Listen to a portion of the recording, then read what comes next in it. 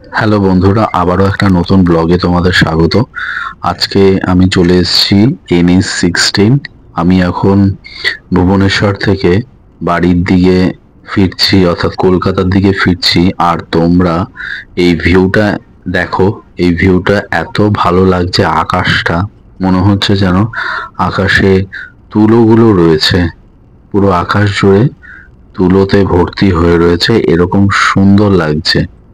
আর আমি তোমাদের আরো একটুখানি দেখানোর চেষ্টা করছি, আমি জানি না ক্যামেরা কতটা আসছে। এই যে রাস্তাটা, এই রাস্তাটার বাঁ দিকটা কিন্তু পাহাড় রয়েছে। এই গাছগুলোর জন্য পাহাড়টা তোমরা দেখতে পাচ্ছ না, কিন্তু বাঁ দিকটা হচ্ছে পুরো পাহাড়, নীলগিরি পাহাড়। ওই যে মাঝে মাঝে উঁকি দিচ্ছে, দেখতে পাচ্ছ। গাছগুলো যখন থাকছে না তখন দেখা যাচ্ছে, কিন্তু গাছগুলো বেশিরভাগ থাকার জন্য বাপাস দিয়ে তোমরা পাহাড়ের ভিউটা দেখতে পাচ্ছ না, কিন্তু আমি গাড়িতে বসে কিন্তু দেখতে পাচ্ছি। এবং খুব সুন্দর লাগছে, এত সুন্দর লাগছে এই ভিউটা।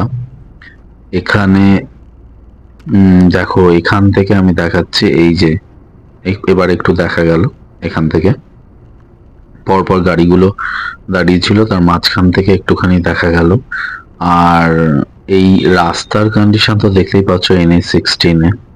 এর আগের দিনের ভিডিওটা এরকম এত ভালো ওয়েদার ছিল না, ওই জন্য আকাশটা পরিষ্কার না হওয়াতে ভিডিওটা একটু ঘোলা ঘোলা এসেছিল।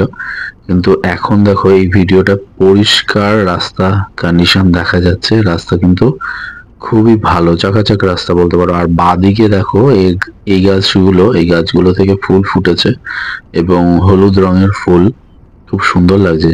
রাস্তার পাশটাও খুব সুন্দর। আর এই যে দেখো উপরে ক্যামেরা, এমন ভাবে ক্যামেরাগুলো লাগানো আছে, প্রচুর, অনেকগুলো ক্যামেরা, একটা দুটো নয়, অনেকগুলো একসাথে লাগানো রয়েছে। এবং এখানে যদি তোমার গাড়ির স্পিড 80-র ওপরে উঠে যায় তাহলে কিন্তু তোমার চালান কাটা হয়ে যাবে। অর্থাৎ এখানে তোমাদের যেটা, এই দেখো বাঁদিকেও আবার দেখা যাচ্ছে একটু একটু পাহাড়টা।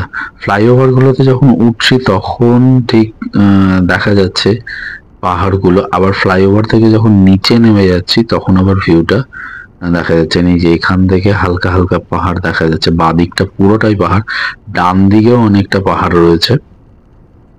ডান দিকের পাহাড়টা তোমাদের ক্যামেরার, আমার ক্যামেরা আসছে না, কিন্তু ডান দিকেও কিন্তু পাহাড় রয়েছে।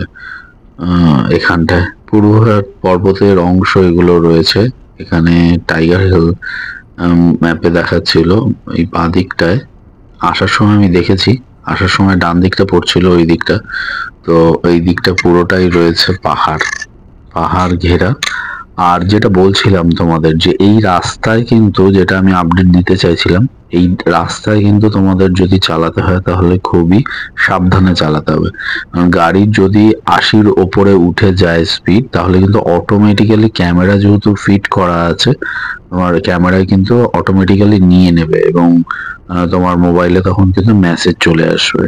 কারণ এই দেখো বাঁদিকে পাহাড়টা খুব সুন্দর লাগছে, দূর থেকে এত সুন্দর লাগছে। যদি তোমাদের কাছে গিয়ে দেখাতে পারতাম তাহলে ভালো হতো, কিন্তু আমার একটু তাড়া রয়েছে, আমাকে ফিরতে হবে অনেকটা রাস্তা। ওই জন্য আমি আর গাড়ি ওইদিকে ঘোরালাম না। এই বাঁদিকটা একটুখানি ক্যামেরাটা ঘোরাচ্ছি, দেখো তোমরা। এই যদি দেখা যায়, এখান থেকে দেখা যাবে একটা জায়গায়, নিশ্চয়ই দেখা যাবে গাছ রয়েছে পরপর, কিন্তু কিছু কিছু জায়গায় ফাঁকা রয়েছে, সেখান থেকে কিন্তু পাহাড়টা পরিষ্কার ভাবে দেখা যাচ্ছে। এবং এই যে সিনিক বিউটি, ওহো, সে মানে বলে বোঝানো যাবে না। যে পাহাড়, মনে হচ্ছে দুটো পাহাড়ের মাঝখান দিয়ে রাস্তা চলে গেছে, আর সেই পাহাড় এর মাঝখান দিয়ে, মাঝখানের রাস্তা দিয়ে আমরা এগিয়ে চলেছি।